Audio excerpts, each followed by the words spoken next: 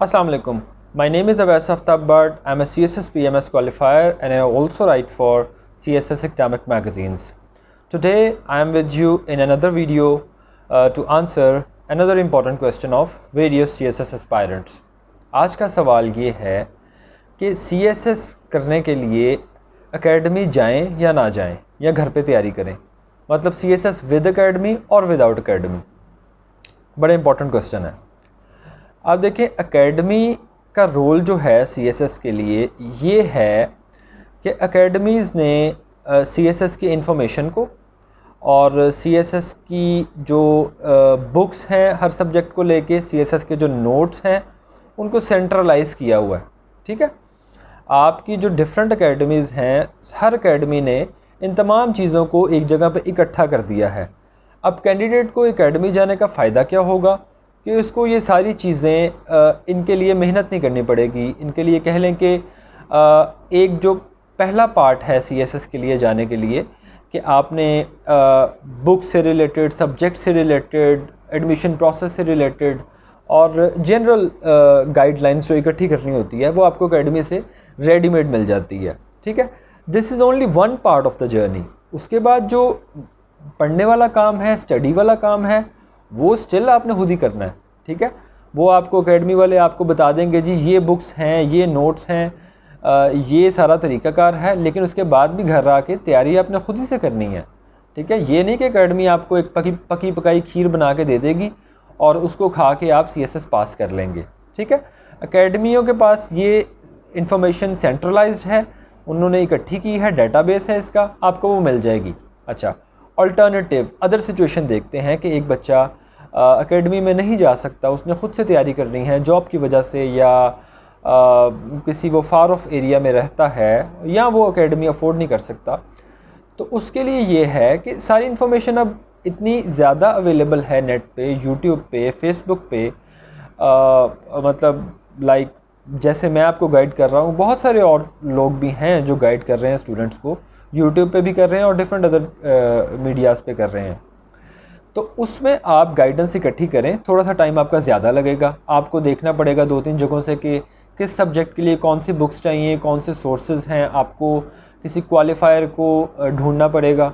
अब तो ज़्यादातर लोग यूट्यूब पे भी हैं और फेसबुक पे भी हैं, एक्सेस बहुत ईजी हो गई है। पहले तो it was very difficult to approach any CSS qualifier, लेकिन अब क्योंकि हालात बेहतर हैं, कम्युनिकेशन का दौर है और टेक्नोलॉजी ने इन सब चीज़ों को आसान कर दिया है, तो आप लोगों की एक्सेस आ जाती है, एलोकेटेड लोगों तक भी आ जाती है जो CSS में जिन्होंने पास किया है।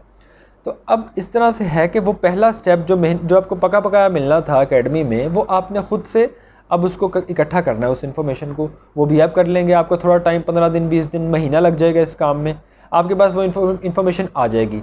अच्छा, अब दूसरा स्टेप जो एकेडमी वाले बच्चों ने भी करना है वो आपने भी करना है। आपने घर बैठ के वो तैयारी करनी है, जो मतलब कह लें कि थोड़ा सा काम आपने एक्स्ट्रा किया और फिर वो आप लोग दोनों एकेडमी वाले और अब घर वाले अब एक ही जगह पे आ गए। वो क्या? वो तैयारी, सेल्फ़ स्टडी आपने घर जो सारी सिलेबस है और पास पेपर्स हैं उनको देख के आपने जो हर सब्जेक्ट को इंडिविजुअली तैयार करना है वो काम आपने ख़ुद से करना है।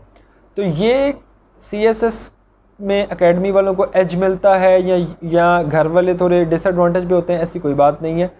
बल्कि मैं समझता हूँ ज़्यादा लोग जो मेरी एक असेसमेंट है, ज़्यादा लोग जो करते हैं पास, मेजॉरिटी उनमें से उन्होंने ख़ुद से तैयारी की होती है, स्पेशली रिटर्न की तैयारी उन्होंने ख़ुद से की होती है। बाद में इंटरव्यू के लिए वो किसी एकेडमी वगैरह को कंसल्ट कर लेते हैं। तो इस तरह से है कि आप किसी डिसएडवांटेज पे नहीं हैं, आप घर पे बैठ के भी इक्वली गुड तैयारी कर सकते हैं, बस थोड़ा सा आपको टाइम ज़्यादा लग सकता है एकेडमी वालों से। और एकेडमी वालों के लिए भी यही मैसेज है कि अगर वो एकेडमी जा रहे हैं तो आप लोग बिल्कुल रिलैक्स ना हो कि एकेडमी आपको सब कुछ। अब देखें, एक एकेडमी से अगर 10 बच्चे पास होते हैं तो आप देखें कि उनका सेशन कितना बड़ा होता है और कितने ज़्यादा बच्चे उनके पास नहीं भी होते।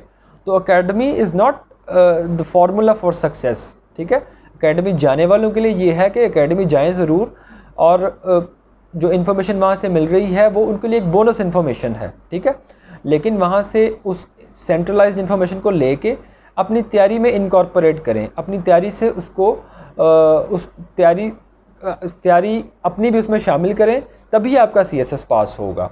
और जो घर पे बच्चे हैं उन्होंने तो जाहिर है करनी ही खुद है, तो कोई इसमें प्लस माइनस नहीं है दोनों के लिए। अच्छा, अब इसी के साथ मैं एक और क्वेश्चन आपका जो है एड्रेस कर देता हूँ कि अब एकेडमी अगर जाना है और कोई मेंटोर अगर हमने चूज़ करना है तो कैसे चूज़ किया जाए। एक्चुअली इतना क्लटर आ गया है मार्केट में, इतने लोग आ गए हैं कि it's very difficult for the aspirants कि वो कोई अच्छा मेंटोर चूज़ कर सकें या अच्छी एकेडमी चूज़ कर सकें। ठीक है, इसमें मैं कहूँगा कि सबसे पहली जो अपने फ़िल्टर अप्लाई करें।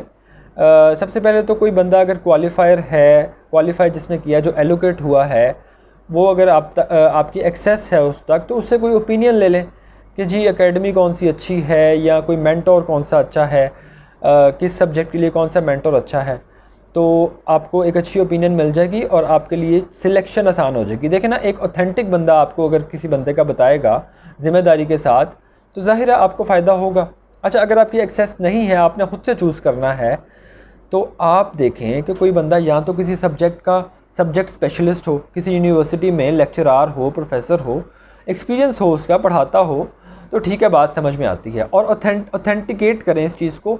ऐसे ही आजकल लोग लिख देते हैं जी सब्जेक्ट स्पेशलिस्ट, पता नहीं क्या क्या लिख देते हैं और होता कुछ भी नहीं है, बैकएंड पे जस्ट एक बैलून होता है।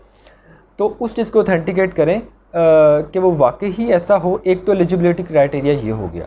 दूसरी बात, कोई CSS PMS का एलोकेटेड बंदा हो जो इस प्रोसेस से सारा गुजरा हो और उस तक वो इस टीचिंग की तरफ हो, तो आप उसको भी देख सकते हैं। ज़ाहिर है एक बंदा उस विंड मिल से गुजरा है, उस मशीनिक प्रोसेस से गुजरा है, he has been through thick and thin of that particular exam, तो वो आपको गाइड कर सकता है उसमें। अच्छा, वो भी एक ऐसे सर्टिफिकेट नहीं है कि किसी ने CSS पास किया है तो वो पढ़ाने की पोजीशन में आ गया है। देखें, नॉलेज तो सबके पास होता है, लेकिन डिलीवरी उसकी बहुत इंपॉर्टेंट है। Delivery of knowledge is equally important. I can recall from my educational educational career से मुझे याद पड़ता है कि बहुत कुछ टीचर ऐसे होते थे जिनके पास नॉलेज बहुत होता था, लेकिन हमें वो डिलीवर नहीं कर पाते थे। हम कहते थे कि यार बहुत कॉम्पिटेंट ये टीचर हैं लेकिन ये डिलीवर नहीं कर पाते। तो आप उस टीचर को चूज़ करें जिसकी डिलीवरी आपको समझ लगती है, जो आपको डिलीवर कर पाए, जो आपका काम इवैल्यूएट करे, आपको फीडबैक दे, आपको साथ लेके चले। ठीक है, जस्ट पासिंग CSS और PMS आपको इंटाइटल्ड नहीं कर देता कि आप बहुत अच्छे टीचर बन गए हैं। ठीक है, आप चूज़ करें उन लोगों को जो आपको अच्छा डिलीवर करें, अच्छा इवैल्यूएट करें और फीडबैक ले लें अपने जो लोग, मैंने जैसे कि पहले बताया कि जो इस प्रोसेस से गुजरे हैं, उनसे फीडबैक लेने कि कौन किस सब्जेक्ट को अच्छा पढ़ा रहा है। And in the finally you are the best जज फॉर योरसेल्फ। आप अपने बेहतरीन जज हैं। आप चूज़ कर लेंगे कि कौन सा आपके लिए अच्छा टीचर है। इन तमाम क्राइटेरियाज़ को अप्लाई करें, चीज़ों को ऑथेंटिकेट करें। मार्केट में बहुत सारे बोगस और इस तरह के मेंटोर्स भी आ गए हैं अनफॉर्चुनेटली। पहले तो ऐसा नहीं था लेकिन अब हो गया है, तो आपके लिए चूज़ करना मुश्किल हो गया है। तो अच्छे से चूज़ वाइजली और अपने आप को बहुत ज़्यादा पीरियड के लिए कमिट ना करें एक टीचर के साथ कि 6-6 माह के सेशन में आप इनरोल हो रहे हैं और आपको पता ही नहीं कि वो बंदा पढ़ाता कैसे है। तो आप उसको ट्रायल क्लासेस लें, उसमें डिसाइड करें कि किस तरह से है मामला और आपको समझ आए तो आप उसके लिए जा सकते हैं। आई होप कि मेरी इन बातों से आपके लिए थोड़ा सा सिलेक्शन ऑफ मेंटोर्स ईजी हो जाएगी। बाकी जिस सब्जेक्ट में आप वीकनेस फील करें, जिस सब्जेक्ट में आप ज़रूरत महसूस करें कि आपको पढ़ना चाहिए ये सब्जेक्ट, तो आप उसके लिए मेंटोर देख लें। आप इंडिविजुअल सब्जेक्ट्स के लिए भी मेंटोर्स देख सकते हैं। अगर आप एकेडमीज़ नहीं जाना चाहते, आप इंग्लिश में कमज़ोर हैं तो इंग्लिश के लिए देख लें।